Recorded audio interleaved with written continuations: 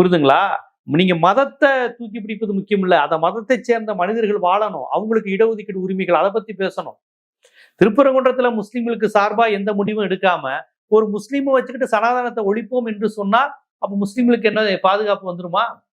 சனாதனத்தை ஒழிப்போம் திமுகவினுடைய எதிர்க்கட்சி தலைவர் சொல்கிறார், திமுகவினுடைய தலைவர் சொல்கிறார்கள். ஆனா சனாதனத்தை ஒழிப்போன்னு உங்க கட்சியில யார் சொல்றா? யாருமே சொல்லல. ஒரு முஸ்தபாங்கிற ஒருத்தர் மட்டும் போற போக்குல சொல்றாரு. சனாதனத்தை ஒழிப்போம், சனாதனத்துக்கு எதிரான அரசு தான் எங்க அரசுன்னு திமுக அரசு சொல்லிச்சு. உதயநிதி எதிர்கட்சியா இருக்கும் போது நாங்க அழுத்தி சொல்லுவோங்கிறாரு. விஜய் சொல்வாரா?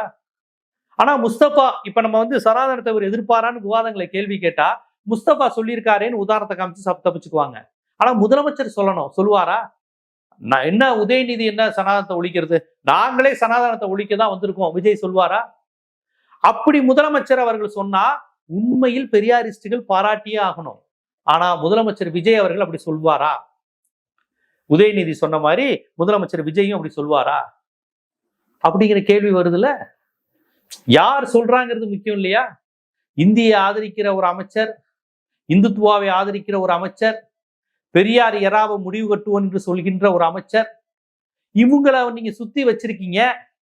முஸ்தபாவை அங்கிட்டு ஓரமா நின்று சனாதனத்தை ஒழிப்புன்னு அவர் சொன்னார்னா இது இந்துத்துவ எதிர்ப்பு அரசாயிருமா? அந்த நம்பிக்கையை தர வேண்டியது முதலமைச்சர் விஜய், ஜோசப் விஜய், முதலமைச்சர் விஜய் அவர்கள் அந்த நம்பிக்கையை தரணும். அங்க உதயநிதி அந்த நம்பிக்கை தர்றாரு, நான் சனாதனத்தை ஒழிப்பேங்கிறாரு.